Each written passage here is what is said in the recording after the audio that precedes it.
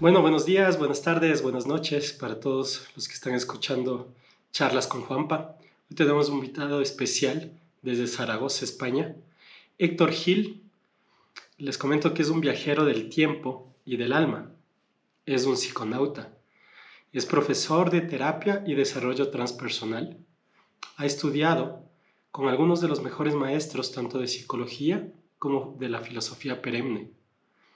Héctor acompaña en procesos de crecimiento y transformación interior con un enfoque holístico y humanista.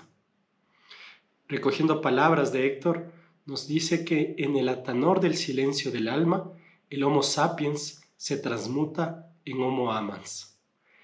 Gracias, Héctor, por estar aquí con nosotros. Bienvenido. Muchas gracias, Juan Pablo. Un placer estar aquí contigo y con todos tus amigos.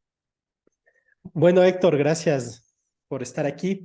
Y queremos conocer al Héctor de antes, al Héctor de niño. Queremos conocerte un poco más, no solo desde esa cara del filósofo, del terapeuta, sino del niño que si alguna vez en tu niñez pensaste dedicarte a lo que estás haciendo ahora. Pues la verdad que no lo pensé nunca. Yo estudiaba para ser músico y estudié música durante muchos años, pero en algún momento del camino, pues a través de prueba y error, que es así como funciona un poco la vida, me dediqué al proceso de las terapias. Era una época en la que buscaba una profesión y que me realizara por dentro, que me hiciera ser autónomo y que me permitiera ayudar a las personas. Entonces se lo pedí a la vida, se lo pedí directamente a la vida y la vida en forma de mi esposa me dijo, oye, tú serías muy bueno en esto. Y entonces empecé a estudiar y me monté una consulta privada y la verdad que me encanta, es lo que le había pedido a la vida. Pero fue mi mujer la que me lo dijo. Genial, qué buena mujer. ¿Y hace cuántos años empezaste a hacer ya ya atender privadamente luego de los estudios correspondientes, obviamente? Sí, en realidad a los 18 o 19 años yo leía libros de psicología, leía libros de Carl Gustav Jung, que es un personaje referente para mí, y otros libros de psicología transpersonal y de filosofía oriental. Desde los 18, 19, 20, recuerdo leer e interesarme por todos estos temas, pero a nivel profesional es solamente hace unos 13 años que trabajo profesionalmente, exclusivamente dedicado a esto. En la oportunidad en la que tengo de trabajar individualmente con cientos y cientos de personas en sesión individual, tanto presencial en España como online, con gente de todo el mundo, de diferentes países del mundo de habla hispana. Y es una experiencia increíble, es una experiencia maravillosa poder estar, por así decir, en las trincheras, en la primera línea del sufrimiento y de la existencia humana, constatando y comprobando las leyes de la vida, las leyes del alma humana. Sí, es hermoso. Y en este proceso que has venido trabajando con la gente, ¿de dónde nació escribir el viaje del héroe, que es tu último libro? ¿De dónde nació la idea de hacerlo? Pues mira, es una cosa muy interesante y es que cuando ya llevo más de una década haciendo consulta privada, al cabo de muchos meses con cada persona, o sea, haciendo procesos individuales de manera continuada, me voy dando cuenta que todas las personas, independientemente de su procedencia, edad o incluso de su patología, porque vienen a mi consulta personas por conflictos emocionales o psíquicos o por temas físicos como enfermedades físicas, independientemente, como digo, de la causa y de la edad y del país, todas las personas que hacen un proceso profundo, largo y útil pasan una serie de etapas. Y entonces descubrí con gran alegría que esas etapas por las que pasan todas las personas, pues son las etapas de la naturaleza y que ya están inscritas en la mitología universal. De manera que cuando analizas el mito del héroe con sus diferentes etapas o fases, estás haciendo un camino terapéutico. Dicho con otras palabras, el viaje del héroe es el viaje del alma desde la ignorancia hasta la sabiduría y la vuelta al mundo de la ignorancia. Es como un camino de ida y vuelta. Parece ser que toda la naturaleza funciona así. No solo las personas, los seres humanos, sino el desarrollo de los seres vivos, de los organismos, hace como una forma de espiral. Y el proceso psicoterapéutico también es una forma espiralada, que se resume muy bien en el mito, en el viaje del héroe. Con lo que tú acabas de comentar de que el viaje del héroe es este proceso cíclico de salida de la ignorancia a la sabiduría y regreso, me hace pensar en el mito de la caverna de Platón. Exactamente, sí, sí. El mito de la caverna es una alegoría que usa Platón, que aprendió de los sabios egipcios en la vieja tierra de Egipto. Entonces, no solamente en Egipto, sino en la India, en el budismo o en el zen del Japón o en el sufismo, en todas las filosofías profundas y en las psicoterapias espirituales, descubrimos ese camino de ida y vuelta, es decir, la mente se emancipa de sus creencias, de sus programas, de su ignorancia, de sus, digamos, condicionamientos para viajar, digamos, al mundo de la libertad y poder expandirse. Pero es que luego esa alma, esa mente, tiene que volver a contraerse para poder vivir en la vida cotidiana lo que ha experimentado en el mundo de la libertad. Y Platón lo explicaba igual. El esclavo que está en el fondo de la caverna se libera, sale poco a poco de la caverna, descubre la libertad, el amor, la abundancia, la salud y vuelve a entrar en la caverna. Y entonces su reto ahora es otro. Por eso hay, digamos, tres retos. Despertar y salir, vivir la salida y regresar con el fuego de los dioses a transmitirlo y a compartirlo con otros seres humanos que te van a matar. O crucificar. Exacto. Entonces, en este proceso, eh, en realidad es un proceso cotidiano de la vida, que se lo hace a cada momento, pero en este tema, ¿por qué es importante que haya una guía para hacer el viaje del héroe a hacerla solo? Porque de lo que he visto en tu libro, parte de lo indicas que es mejor acompañado. Sí, todas las tradiciones antiguas nos hablan de la necesidad de un maestro o de un mentor, porque nos ahorra tiempo y dinero y nos ahorra mucho sufrimiento. Es como tú, Juan Pablo, cuando haces tus pruebas por el mar, por el océano, nadando tantos kilómetros y kilómetros, eh, de alguna manera lo puedes hacer solo, sin ayuda, pero también puedes basarte en la experiencia de los mejores nadadores, de los mejores entrenadores, de los mejores mentores y aprovechar su experiencia y su sabiduría para no ahogarte. En realidad, lo podríamos hacer totalmente solos, creo que sí, pero sería algo así como atravesar el Amazonas en soledad. Es algo bastante imposible, bastante difícil, Sí. digamos, si no imposible. Entonces, si vas a entrar en el Amazonas, es conveniente que tengas un guía, un mentor, alguien que te diga cómo proceder, cómo caminar, cuáles plantas son eh, comestibles, cuáles son venenosas, qué tipo de animales tienes que temer, cuáles puedes comer, en fin, el viaje del alma a través del universo es comparable al camino de un forastero atravesando la selva del Amazonas. Quiero decir que no es fácil, es completamente fácil perderse y morirse. Y es bastante difícil ir, atravesar y regresar. Por eso necesitamos un mentor.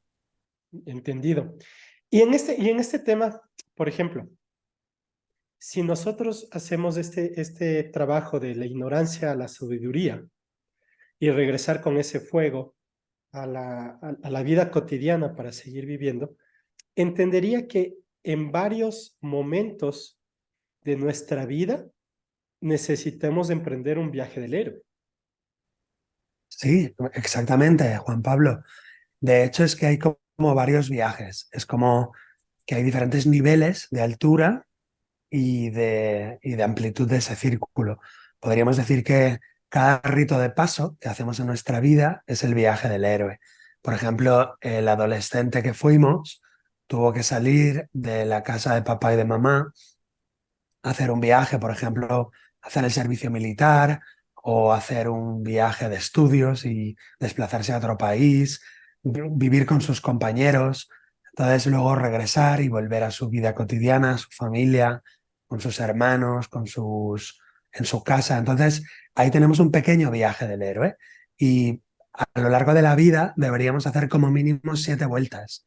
Como mínimo deberíamos hacer 7 viajes del héroe para poder morir en paz, para poder desprendernos de todo lo que no somos y lograr a través de esas 7 vueltas una especie de sabiduría natural o de, o de muerte y renacimiento periódicos para que cuando llegue la muerte física ya no tengamos ningún miedo. Entonces, en las sabidurías ancestrales y en las civilizaciones preindustriales, los ritos de paso se celebraban varias veces en una sola vida, de manera que no haces un solo viaje del héroe, deberíamos hacerlo, ya te digo, 7 veces, por lo menos en cada encarnación, en cada vida. Interesante. Por un lado me hace acuerdo a lo que hacías tú el símil con lo mío nadando.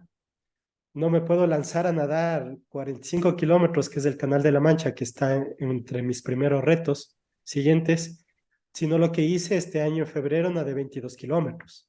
Antes de eso había nadado 10.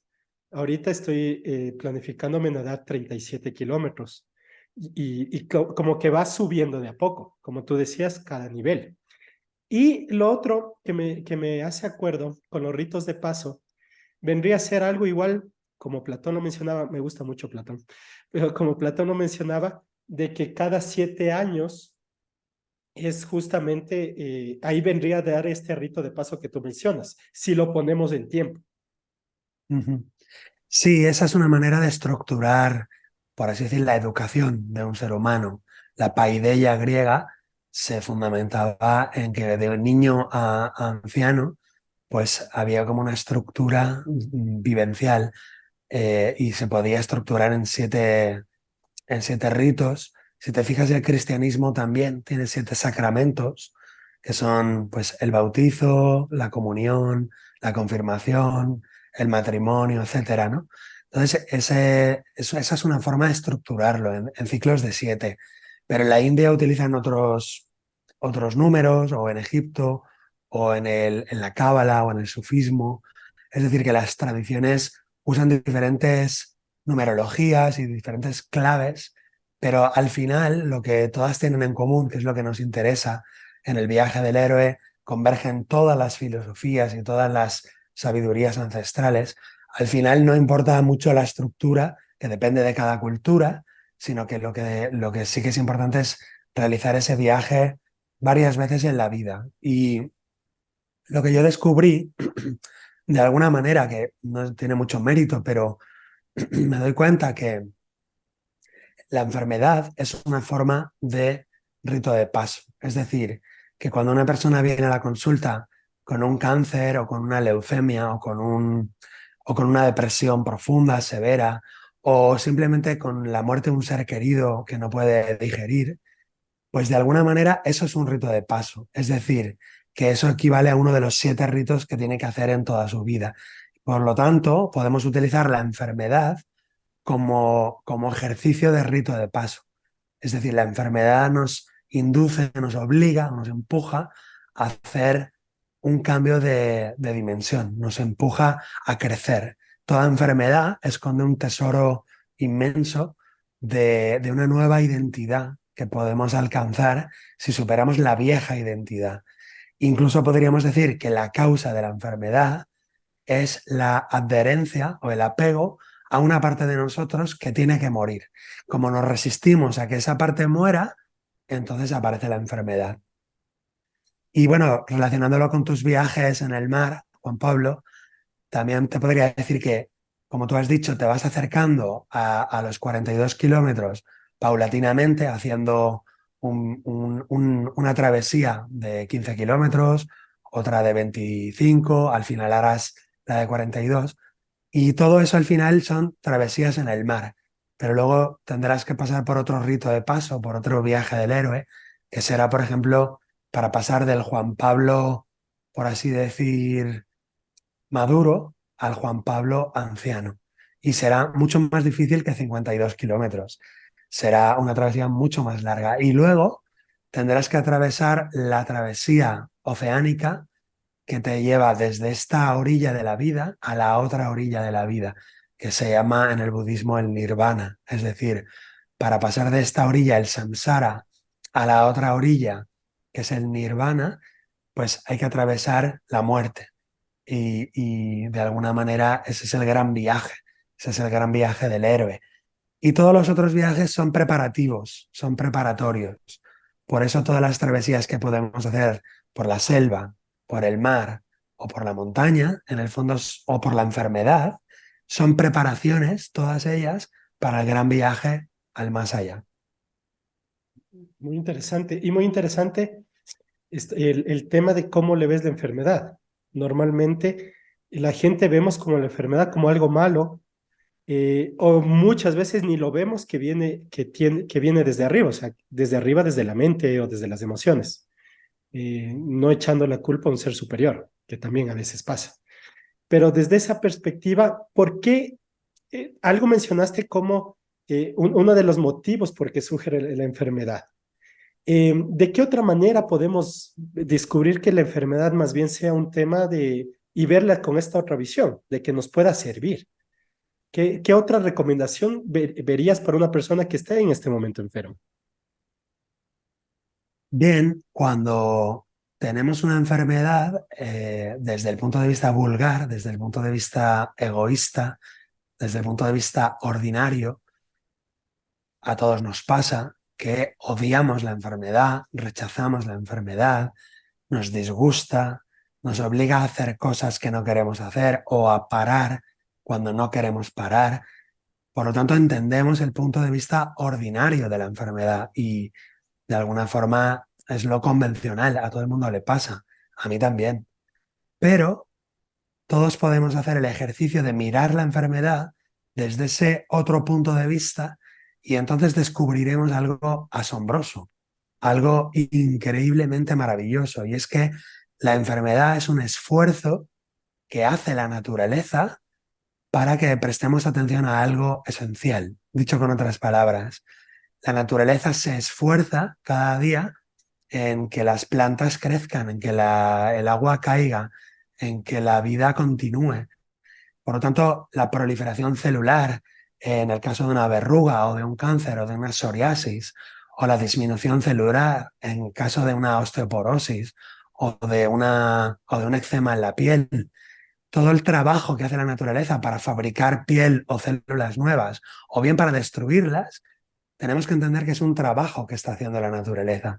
Y la naturaleza no trabaja de manera caótica, ni aleatoria, ni por error, sino que está siguiendo las órdenes de alguien o de algo. Por lo tanto, el cuerpo no toma decisiones. El cuerpo simplemente obedece a la mente. Esto es lo que se llama la medicina mente-cuerpo. Y la mente es la que toma la decisión de enfermarse. No es la mente ordinaria, no es la mente consciente, pero sí es la mente inconsciente, lo que llamamos el inconsciente biológico. Y te pongo un ejemplo. Si tú tienes un niño que está en la pizarra viendo las fórmulas matemáticas y ese niño se está estresando todos los días en las clases con el profesor, con esas matemáticas en la pizarra, ese niño cada vez que se estresa entra en un sistema de ataque o de huida. Adrenalina, cortisol, hormonas del estrés y el cuerpo no puede resistir eso. Entonces, la solución biológica es producir miopía. Por lo tanto, el cuerpo manda la orden de que la visión se haga borrosa para no ver eso que me está estresando y que día a día lo estoy viendo y no lo resuelvo. Por lo tanto, todas las enfermedades, y digo todas, tienen un componente mental o un origen mental. la miopía, la anemia, la alopecia. Y si miras lo que significa cada enfermedad, verás que hay un estrés detrás. Y ese estrés está ahí porque la persona es incapaz de sostener unas emociones de rabia, de tristeza, de miedo, de dolor. ¿Y por qué la persona es incapaz de sostener esas emociones? Pues porque tiene un marco de creencias, unas ideas sobre su identidad, sobre el mundo y sobre el universo erróneas. De manera que, rectificando las creencias, purificando la mente, sostenemos una visión del universo mucho más sana, mucho más natural. Por lo tanto, las emociones serán no estresantes y por lo tanto el sistema nervioso no dará órdenes al cuerpo de enfermarse. Dicho con otras palabras, si yo a nivel mental de alguna forma puedo sostener o gestionar lo que me sucede, entonces no aparece la enfermedad. La enfermedad siempre es una solución cuando la mente no puede sostener lo que está sucediendo. Y desde este punto de vista, somos responsables de nuestra propia enfermedad y somos responsables de nuestra propia salud. Y desde este punto de vista, todo el sistema médico actual es una patraña, es una mentira absoluta, en el cual están haciendo que la gente sea una enferma crónica, sea una consumidora de fármacos, pero nunca les van a decir la causa de sus enfermedades, porque entonces no ganarían dinero. En este momento, toda la salud, o el sistema de salud, junto con el tema de las farmacéuticas, es lo que fortalece esta imagen o este mensaje. Antes, en las culturas tradicionales, no había fármacos, o sea, se curaba a la gente de otra manera. Entonces, creo que va por ahí lo que mencionas. En la parte, ahora mencionas la parte de enfermedad. ¿Hay algún otro llamado a esta aventura del viaje del héroe, por ejemplo, quedarse sin trabajo o temas económicos, o sea, otros temas que saltan a que uno comience el viaje? Sí, claro que sí. Lo que pasa es que no podemos decir nada concreto porque para uno perder el trabajo simplemente es una casualidad o una mala suerte y para otro perder el trabajo es una oportunidad de a lo mejor viajar a otro país, a buscar trabajo o de ponerse a estudiar algo nuevo o reinventarse. Por lo tanto, no podemos fijarnos en lo concreto porque para cada persona la llamada aparecerá de una forma diferente. Para uno la llamada a la aventura será una enfermedad, para otro una pérdida de un empleo, para otro puede ser la ruptura el inicio de una relación, o puede ser encontrarte un libro por la calle. En cualquier caso, más allá de la forma en la que aparece el destino en tu vida, la llamada siempre aparece cuando la persona está harta, cuando la persona está cansada de su realidad ordinaria. Es decir, si no hay un cansancio o un hartazgo de su propia realidad, la llamada, aunque venga mil veces, no será escuchada. Por eso Beethoven escribió esa sinfonía. Ta ta ta tan, ta ta ta tan, ta ta ta tan, ta ta ta tan, ta ta ta tan, ta ta ta tan, ta ta. Y esa misma, digamos, melodía la repite infinitas veces. Y él decía que ese es el sonido del destino cuando llama a tu puerta. Por lo tanto, es la llamada del destino. Y la llamada del destino es muy persistente y muy insistente cuando estás sufriendo, es decir, cuando estás harto de tu vida. Mientras tu vida te da cierto placer o te da cierta satisfacción, entonces no le haces ni caso, porque somos seres perezosos, digamos, inertes en ese sentido. Nos dejamos llevar por la inercia. Por eso la vida a veces necesita llamadas muy fuertes o muy insistentes y a veces es solo la enfermedad lo que nos mueve o la muerte de un ser querido. O en el caso del Buda Siddhartha, por ejemplo, el Buda Siddhartha, el Buda Sakyamuni, necesitó un impacto tremendamente fuerte, que fue ver en 4 días seguidos a un enfermo de lepra terrible, a un anciano viejísimo, a un muerto y a una asceta anacoreta, a una asceta fakir. Entonces, esa visión de esas cuatro cosas durante 4 días seguidos le produjo la llamada a la aventura. A partir de ahí decidió dejar su vida muelle, su vida laxa, su vida lánguida de placeres, y se fue a iniciar su aventura en busca de la sabiduría y de las causas del sufrimiento. Claro, cayó en el otro extremo, cayó en una vida de sufrimiento, de padecimiento, y se entregó, digamos, a las tapas, a las austeridades extremas. Y luego descubrió que no era ni la primera vida ni la segunda vida, sino que era el camino de en medio, el auténtico, el que le llevaría a la trascendencia. Sería un camino de equilibrio entre, digamos, los excesos y los defectos, o el camino de en medio, el camino de la virtud, que es el camino difícil, el camino recto. Héctor, en este caso de lo que hemos estado hablando hasta ahora, básicamente es del llamado, que puede ser por una enfermedad, puede ser por dejar quedarse sin trabajo, estar en quiebra económicamente o varias cosas que a uno le pueden suceder, que básicamente es algo como lo diríamos acá en Ecuador, que te mueve el piso y te deja sin piso. Pero luego del llamado, muchas veces uno no acepta seguir. Y por eso mucha gente me imagino que queda en la enfermedad y que se va empeorando la enfermedad. Y muchas otras cosas más, ¿no? Pero ¿cuál sería el siguiente paso luego del llamado? Muy bien, exactamente, así es la cuestión. Vamos a ponerlo con otras palabras. Más que la primera fase, llamarla la llamada, la primera fase se llama la partida del héroe.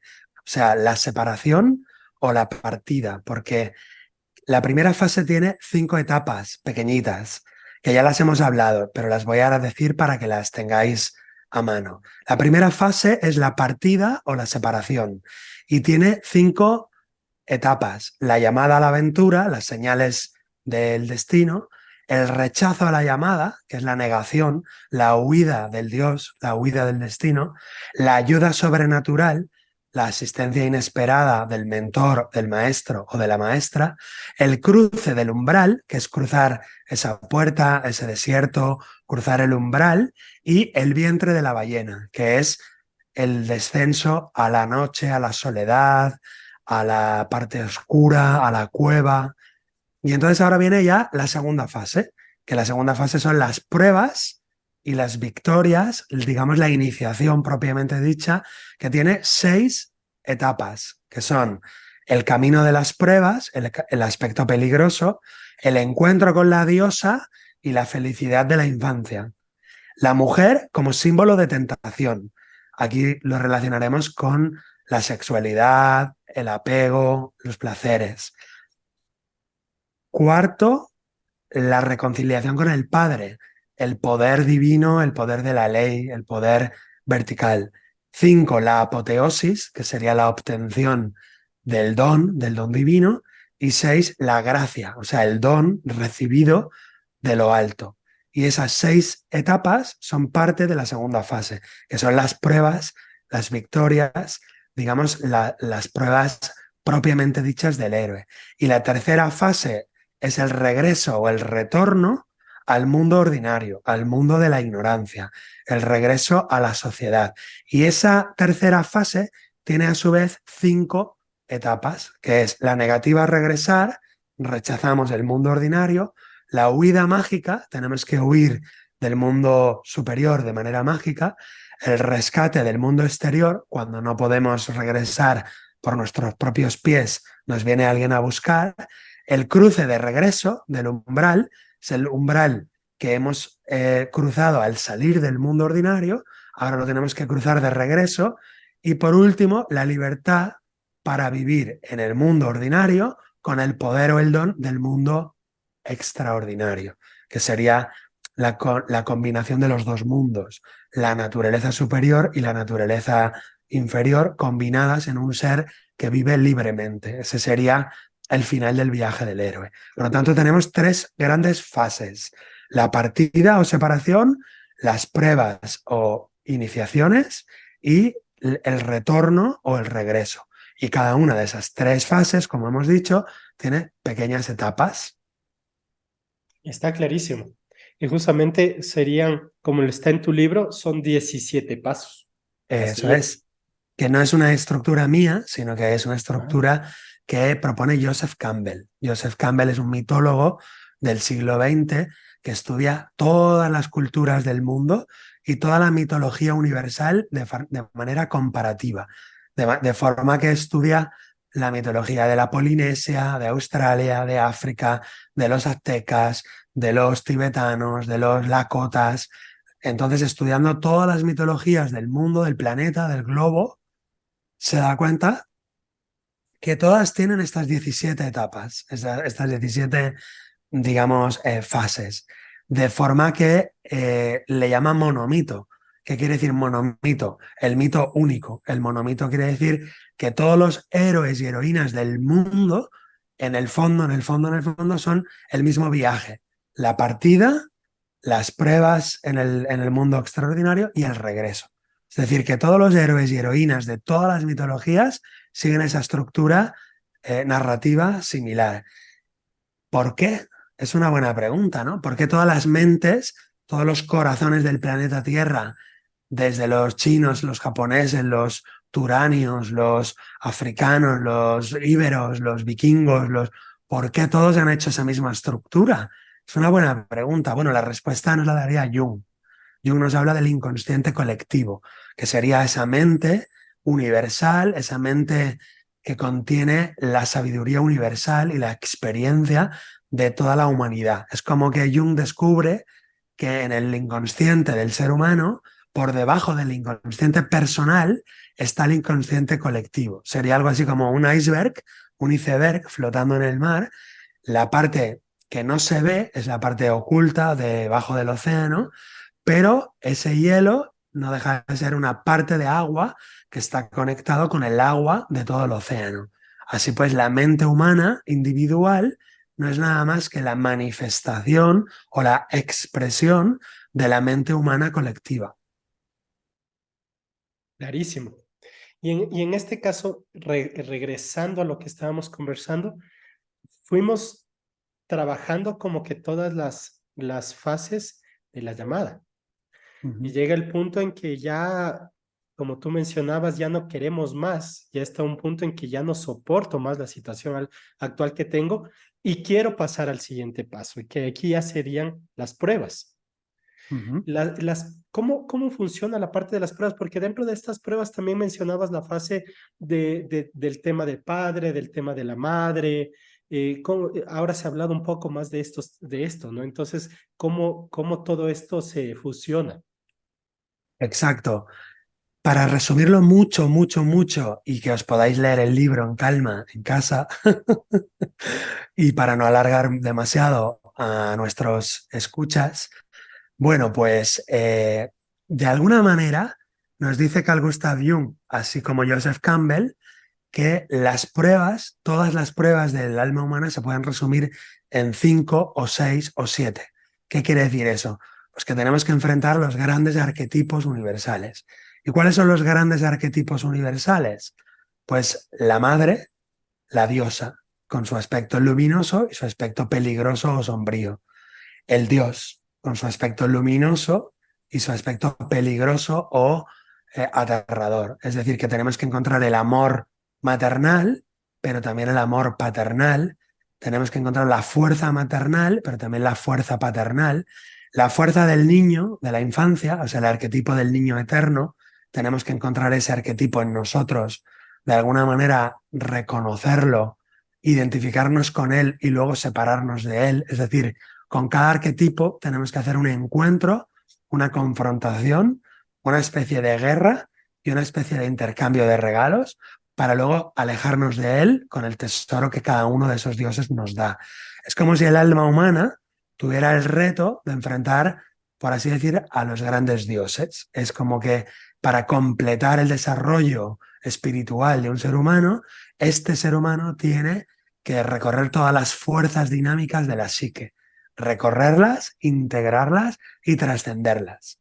Recorrerlas, integrarlas y trascenderlas. Entiendo yo que son fuerzas tan grandes, tan poderosas, que sería algo así como entrar en una central nuclear manejar el uranio y salir con el uranio transformado en oro. Entonces, claro, entendemos que son unas grandes fuerzas, unos grandes poderes del universo y que necesitamos muchas reencarnaciones o muchas vidas para ir integrando el poder y la fuerza de cada uno de esos dioses.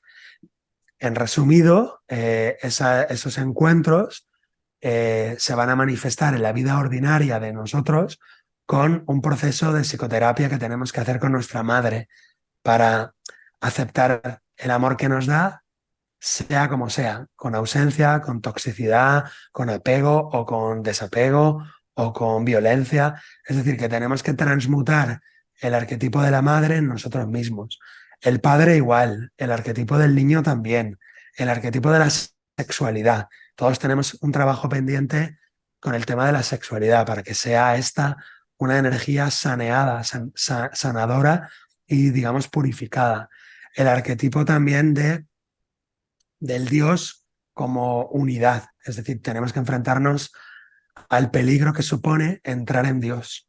Eso es un peligro porque el yo pequeño, el yo ego, el yo egoísta, el yo falso, el yo parte separada, el yo es como una ola del océano.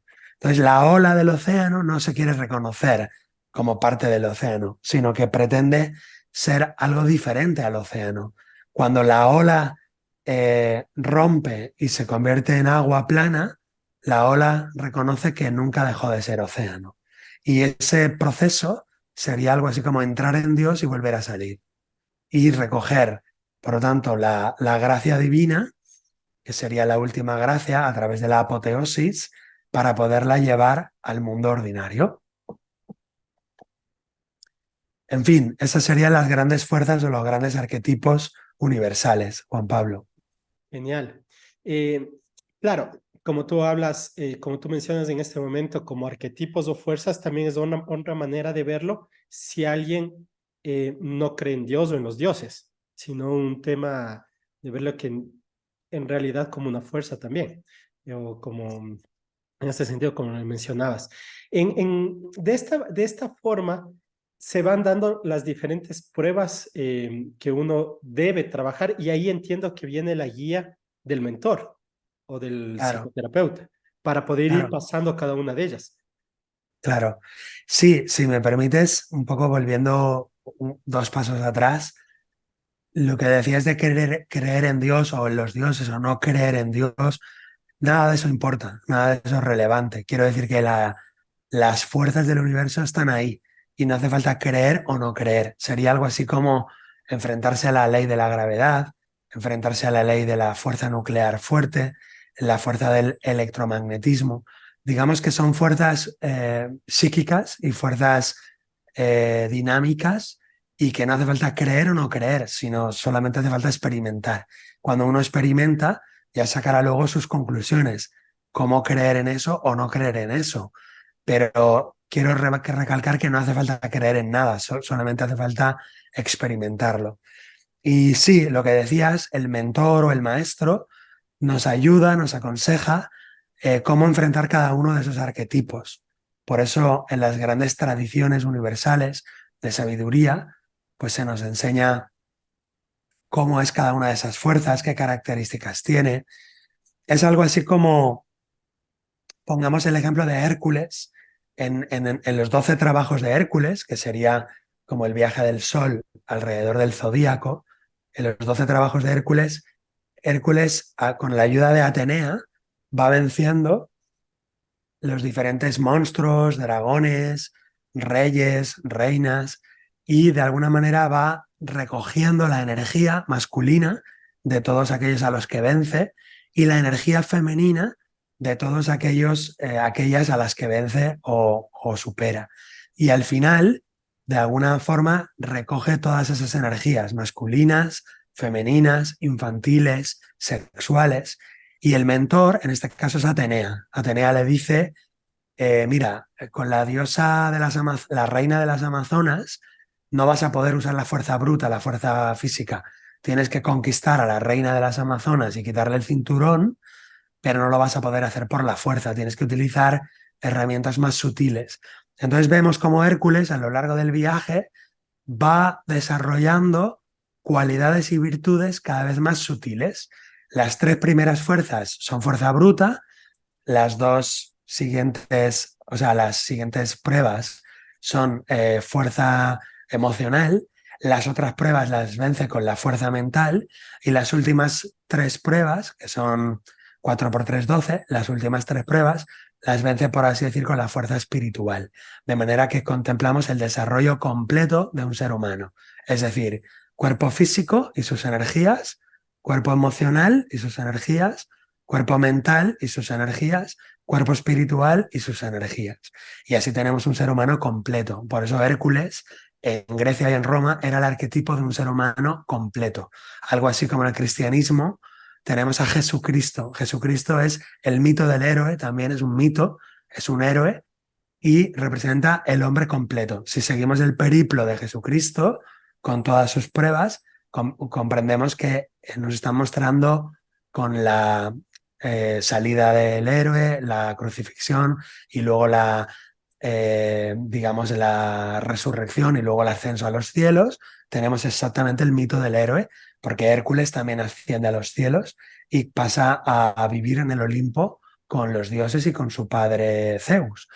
Y eso ocurre en todos los mitos, con Aquiles, con Gilgamesh, con Frodo Bolsón, con Luke Skywalker, con Bailando con Lobos, con Harry Potter. Es decir, que no solo ocurre en la mitología universal, sino en todas las películas que nos encantan. El último Samurái, La Guerra de las Galaxias, en todas las películas que nos llegan al alma y que nos conmueven, vamos a ver el viaje del héroe y vamos a ver cómo se enfrenta a los arquetipos y si está bien hecho el guión, va a haber una diosa, un dios o un padre, una madre, una esposa, un niño o una mascota y un encuentro con la divinidad o con la unidad y un retorno. Con lo cual las pruebas son en esencia las mismas pruebas para todos los seres humanos. La forma cambia, el aspecto externo cambia, pero en esencia las pruebas son las mismas para todos los seres humanos. Y justamente en este tema de que cambia, también cambian los tiempos, porque si mencionábamos de que el viaje del héroe se lo debería hacer varias veces en la vida, más allá de que hablábamos al menos 7 por un tema de ritos, de paso de etapas, hay otros aspectos también que nos podrían generar un viaje del héroe adicional. El tiempo es diferente, o sea, tal vez un viaje me tomará, no sé, un año, otro viaje me tomará unos días, si ya voy teniendo presente cómo es el concepto, ¿no? Que eso creo que es la parte interesante.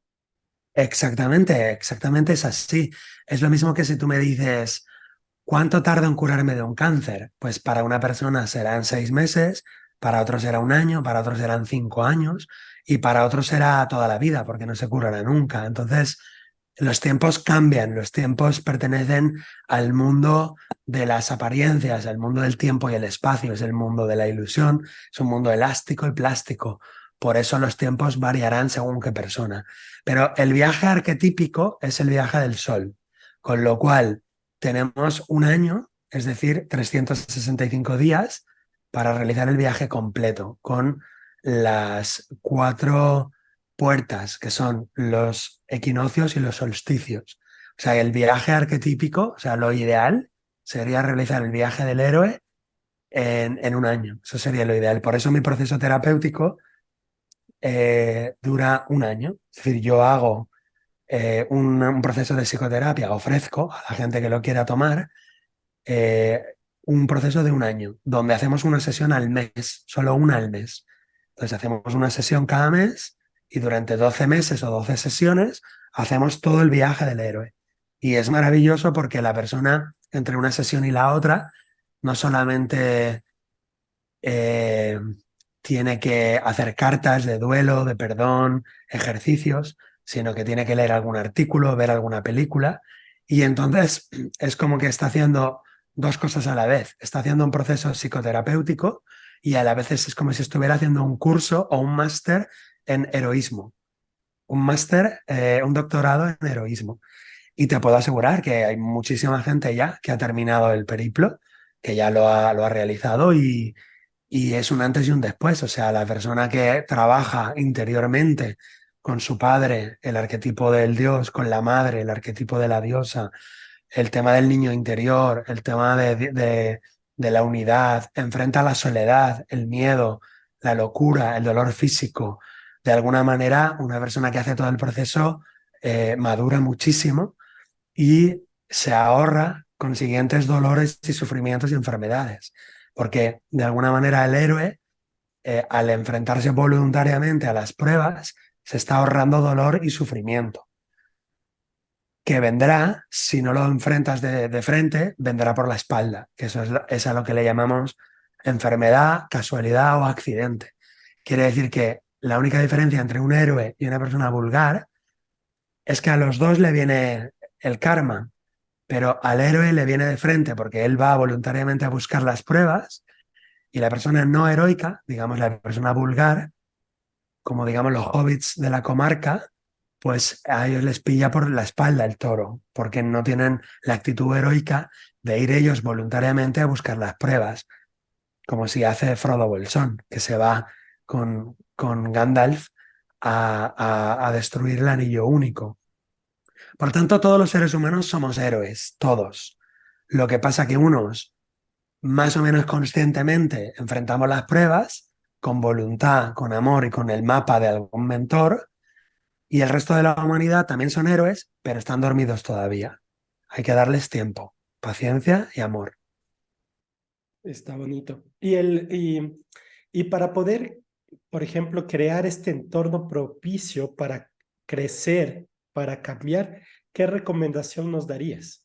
Porque claro, como tú mencionas, todos somos héroes. Entonces, todos deberíamos tener un entorno óptimo para seguir creciendo cada vez, porque nunca va, no vamos a terminar con el viaje de un año, no va a terminar, vamos a empezar de nuevo y tal vez es otro viaje más y otro viaje más y así subiendo en espiral hasta llegar a la cumbre de la pirámide, por ejemplo. Uh-huh, uh-huh. Bien, ¿qué recomendaría? Pues adoptar una actitud heroica, es decir, enfrentar las pruebas, empezar a enfrentar todo lo que te da miedo. Hazte una lista de todo lo que temes en esta vida y comienza a enfrentarlo voluntariamente. También te recomiendo que hagas una peregrinación, que hagas un viaje interior, que te, que te atrevas a embarcarte en un retiro, por ejemplo, o en una psicoterapia, en un proceso de desarrollo transpersonal, que te conectes con una escuela de filosofía, que te empuje a salir de la zona de confort mental y emocional en la que normalmente solemos estar, o que conectes con alguna tradición sapiencial profunda que te sacuda hasta los cimientos de tu ser y te ponga en movimiento. Pero claro, cada persona encontrará su forma adecuada. Por eso el entorno será diferente para cada persona, pero en términos generales es un entorno de transmutación. Es decir, hay que crear unas, digamos, condiciones de transmutación.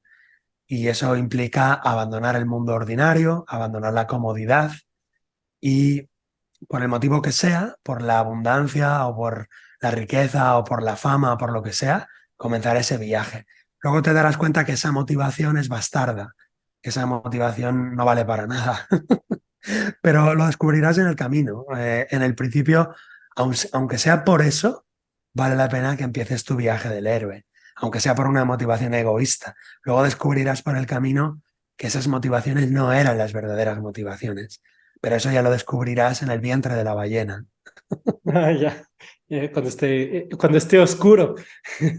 Eso es, muy bien. Cuando esté oscuro. Y justo cuando está oscuro, ¿cómo podemos lidiar con el miedo o con la resistencia al cambio que todos tenemos? Porque es algo natural que nos va a dar en ese aspecto, ¿no? Pues es una gran pregunta que no tiene una respuesta, digamos, universal para todos. Cada uno ha de indagar por dentro y ha de permitirse estar a solas con uno mismo. Yo recomiendo siempre la soledad, el silencio y la quietud. Entonces, si tú te enfrentas a la soledad, al silencio y a la quietud, descubrirás aquello a lo que más miedo le temes, que suele ser algo así como el dolor emocional, el dolor físico o el dolor mental. Al final, todos tenemos miedo a lo mismo. Y una vez descubierto, enfréntalo voluntariamente. Y otro consejo sería, bueno, pues hay un libro muy chulo que se llama El viaje del héroe. Búscalo y léetelo, porque además lo hemos estructurado, claro, lo hemos estructurado en 17 fases, siguiendo las fases de Joseph Campbell. Y precisamente, Juan Pablo, en cada etapa hemos puesto a nivel estratégico cómo se puede superar esa etapa y qué obstáculos se suelen encontrar y qué adherencias o aversiones nos encontramos en cada etapa. Luego hemos puesto en cada etapa una táctica, es decir, algunos consejos tácticos. Y finalmente en cada etapa hemos puesto una técnica psicoterapéutica para que el héroe o la heroína, utilizando esa táctica y esa técnica, pueda traspasar esa prueba. Y además, para más generosidad y más regalo de todos vosotros, en cada prueba hemos puesto una película para que podáis ver una película que se ve cómo se enfrenta a esa prueba, y además hemos puesto una pieza musical para que podáis escuchar musicalmente en qué está el héroe, o sea, cuál es la tribulación, ¿no? Y muchas veces la música son piezas de 4 minutos, todas no son piezas largas. Muchas veces la música de cada una de las pruebas permite tanto al terapeuta como al paciente, al cliente, permite entender el estado emocional en el cual estamos, porque nos lleva esa música a una gran tristeza o a una melancolía o a una acción heroica o a una suave ternura. Entonces cada música está muy bien elegida para que cada una de las pruebas pueda ser vivida con profundidad. De forma que si te lees el libro y vas haciendo los ejercicios, haciendo las pruebas, además hay preguntas de autoindagación en cada una de las 17 pruebas de autoexamen, pues al final haces un gran viaje. Por eso el libro, pues bueno, es todo un máster en desarrollo transpersonal. Sí, y es una guía completa. Realmente lo recomiendo completamente el libro. Cada pieza musical, como mencionabas, es muy interesante. No es lo mismo leer el libro o el capítulo del libro y hacer las pruebas sin música que con música. O sea, Ujú. hice la prueba de las dos maneras. Lo leí sin música, luego puse la pieza musical y lo leí de nuevo y cambia completamente. O sea, realmente es muy interesante esa parte. Y lo recomiendo. Ya vamos a poner en YouTube un link para que puedan justamente llegar al mismo y que puedan adquirirlo y puedan cada uno hacer conscientemente su viaje del héroe o de la heroína. Sí, y perdona Juan Pablo, y en el último capítulo, perdón, en la última hoja, tenemos el listado de las 17 piezas musicales que están en mi canal de YouTube. Con lo cual, podéis leer las piezas musicales y buscarlas, o bien ir directamente a mi canal de YouTube y ahí tenéis las 17 piezas en orden para que podáis escuchar esa lista musical mientras vais leyendo y haciendo vuestro viaje interior. Y también aprovecho para deciros que estoy a vuestra disposición por redes sociales, me vais a encontrar, Héctor Gil García, y estoy a vuestra disposición para lo que necesitéis. Sí, para ir terminando justamente con lo que nos acabas de invitar, quería preguntarte, fuera de tu libro, obviamente, ¿qué otro libro o qué película podría recomendar a la gente que nos está escuchando? Ujú. Hay una película que suelo recomendar mucho en las sesiones de terapia que me gusta muchísimo y explica muy bien el viaje del héroe completo, que se llama El Guerrero Pacífico. No sé si la has visto. Sí, sí, sí, claro. ¿Sí? ¿Te gusta? Sí, claro que sí. En Latinoamérica se llama también así, El Guerrero Sí, Pacífico. El Guerrero Pacífico. Ajá. Muy bien, muy bien. Sí, Es sí. bellísima y explica muy bien las fases del héroe, casi todas. No es completa, pero es una película bellísima y también de alguna manera despierta a ese héroe o heroína que todos llevamos dentro y que nos invita a vivir la vida con mucha más profundidad y con autenticidad. Porque si no, sabéis lo que pasa, lo habéis visto en muchas personas a vuestro alrededor, que la vida se va volviendo rutinaria, se va volviendo gris, se va volviendo en blanco y negro, y al final estás viviendo una vida que no tiene sentido, que no tiene profundidad, que es una repetición continua como El Día de la Marmota, es otra película, ¿no? El Día de la Marmota o Atrapado en el Tiempo. ¿Os acordáis de aquella película de Bill Murray que todos los días son el mismo día? Esa es una película que también la recomiendo en una de las 17 etapas, Atrapado en el Tiempo o El Día de la Marmota. Genial, muchas gracias por la recomendación. Eh, para ir cerrando, solamente una pregunta más.